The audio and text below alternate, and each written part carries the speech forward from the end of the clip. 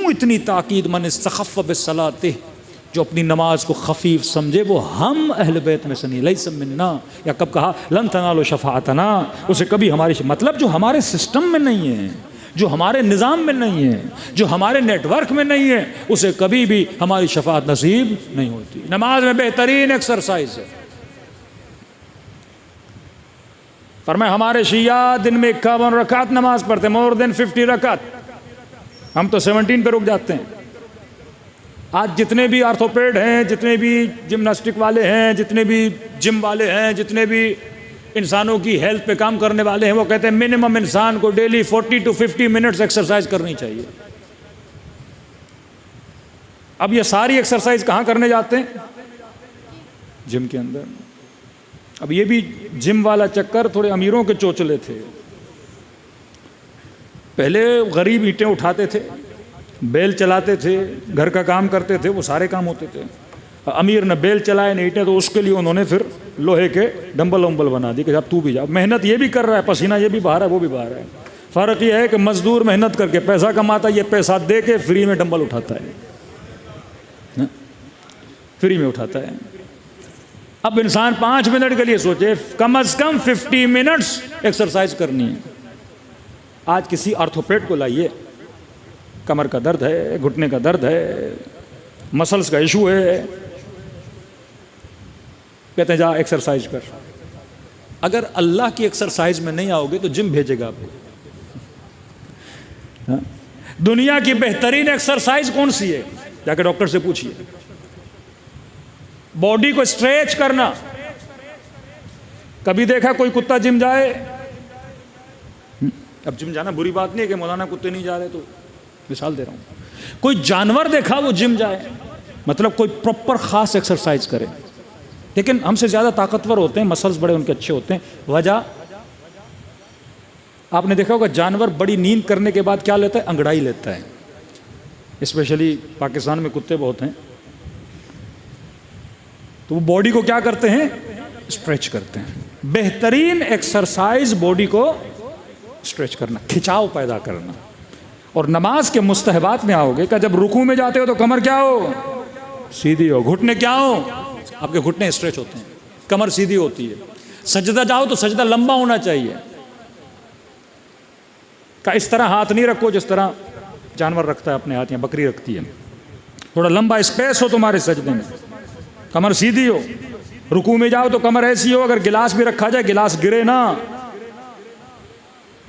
51 رکعت نماز منیمم بھی پڑھے تو 51 رکعت کی ایکسرسائز ہے۔ اگر اگر کوئی بندہ کرے تو کبھی جسمانی طور پہ بیمار نہیں ہوگا۔ اس کی سب سے بڑی دلیل ہے، یہاں کھاتا پیتے گھرانے کا بندہ مرغے چرغے بھی کھا رہا ہے، لیکن 50 سال میں شوگر، ہارٹ کا پیشنٹ، اے سیوں میں گھومنے والا، گاڑیوں میں گھومنے والا، روز ڈاکٹر کے پاس جا رہا ہے۔ اور آئیے حوزہ علمیہ میں 90 سال کا مجتہد درس بھی دے رہا ہے، خود پیدل بھی چل رہا ہے۔ آیت اللہ بہجت کو انہی آنکھوں سے دیکھا، 80 سال 90 سال خود ڈیلی آتے ہیں، چل رہے ہیں۔ حسن زادہ عاملی، آغا خامنئی، امام خمینی، یہ کون سے مرغے اور چرغے کھاتے ہیں بھائی؟ یہ رب کی دربار میں زیادہ سجدے کرتے ہیں، پراپر وہ نماز پڑھتے ہیں جو اہل بیت نے بتائی ہے۔ دوسری بات، حکمت کا تقاضا ہے، کبھی بھی اپنی نسلوں کو صرف یہ نہ کہو کہ بیٹا نماز پڑھو گے جنت ملے گی۔ یہ ہم نے بار بار جو جنت کا حلوہ دکھایا ہے، اس سے جو سیکولر لوگ ہیں وہ کہتے ہیں مولویوں نے صرف تمہیں حلوے دکھائے ہیں۔ بھائی ایسا کچھ بھی نہیں ہے۔ جب عبادت کا بینیفٹ صرف آخرت پہ رکھو گے تو اس کی اٹریکشن دنیا میں نہیں رہے گی۔ بیٹے کو کہو بیٹا نماز پڑھو گے، سب سے پہلے اس کا فائدہ تجھے دنیا میں تمہارے جسم کو ملے گا، آخرت بات کی بات ہے۔ نماز پڑھو گے کمر کی تکلیف نہیں ہوگی، نماز پڑھو گے جسمانی بیماریوں سے بچو گے۔ اسی طرح حلال ہے، حلال گوشت کھاؤ گے تمہارے جسم کو فائدہ ہے، حرام گوشت کھاؤ گے تمہارے جسم کو نقصان ہے، شراب پیو گے تمہاری کڈنیز کو نقصان ہے، تمہاری فیملی کو، تمہارے سرکل کو، تمہارے نام کو، تمہاری طبیعت کو نقصان ہے۔ کیونکہ یہ ہو نہیں سکتا کہ نماز جسم پڑھے سارے مزے روح لے۔ روزہ جسم رکھے، سارا مزہ کون لے؟ روح لے۔ تکلیف یہ بیچارہ اٹھائے، صبح سے شام تک بھوکا یہ رہے، اب ہم کہیں کہ سارے مزے کون لے گا؟ جا کے روح لے گا قیامت میں۔ کہا نہیں، جسم اگر محنت کر رہا ہے تو جسم کو بھی فائدہ ہونا چاہیے، یہ عدالت کا تقاضا ہے۔ اس طرح سے اگر نماز پڑھو جس طرح اہل بیت نے کہا ہے۔ رسول خدا نماز پڑھا رہے تھے، اچانک نبی نے نماز کو تیز کرنا شروع کر دیا۔ نماز میں حقوق الناس بھی ہے۔ اصحاب نے کہا یا رسول اللہ اتنی سپیڈ آپ نے پکڑ لی؟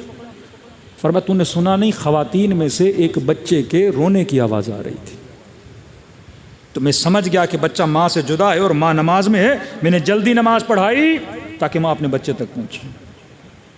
اینیمل رائٹس بھی ہے نماز میں، پورا دین ہے نماز میں، کہ اگر پانی کا پیالہ پڑا ہے اور ایک کتا پیاسا ہے، تمہیں حق نہیں اس پانی سے وضو کرو، تیمم کر کے نماز پڑھو، یہ پانی اس جانور کو دو۔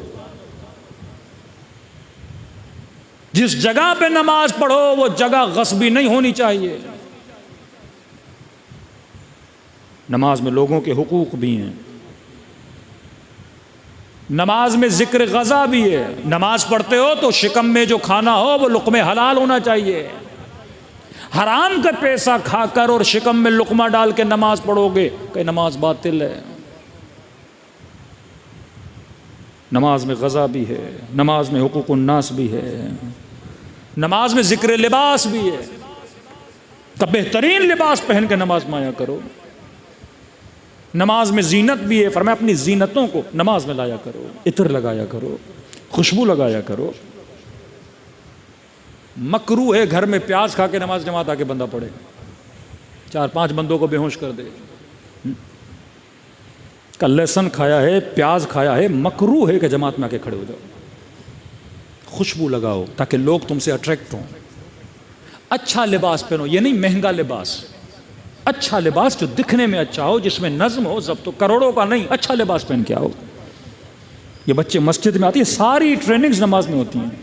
نماز میں رنگ بھی ہے، فرمایا بہترین رنگ جو پہن کے بندہ نماز پڑھے وہ سفید رنگ ہے۔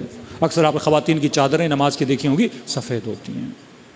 زینت نماز میں ہے، لباس نماز میں ہے، رنگ لباس میں ہے، غذا نماز میں ہے، ایکسرسائز نماز میں ہے، ہر چیز نماز کے اندر موجود ہے۔ نظم، ضبط، اچھی نیت، عدم ریاکاری، یکجہتی، یکسوئی، رہبر کا انتخاب، ایک ساتھ چلنا، اور کا جب نماز ختم ہو پھر مصافحہ کرو۔ کہ کہیں کسی امیر کے ساتھ کوئی غریب بیٹھا ہو، کوئی مزدور ریڑھی والا بیچارہ دوڑا آیا نماز آ کے پڑھ رہا ہے، یہ کہے کہ یہ کون ہے جو میرے ساتھ بیٹھا ہے؟ نبی نے فرمایا نہیں، مصافحہ کرو تاکہ تمہارے وجود سے ریاکاری اور تکبر اور غرور کیا ہو جائے؟ ختم ہو جائے۔ مومن سے ہاتھ ملائے۔ یہ پورا نظام ہے جو اہل بیت علیہ الصلوۃ والسلام نے ہم سب کو دیا۔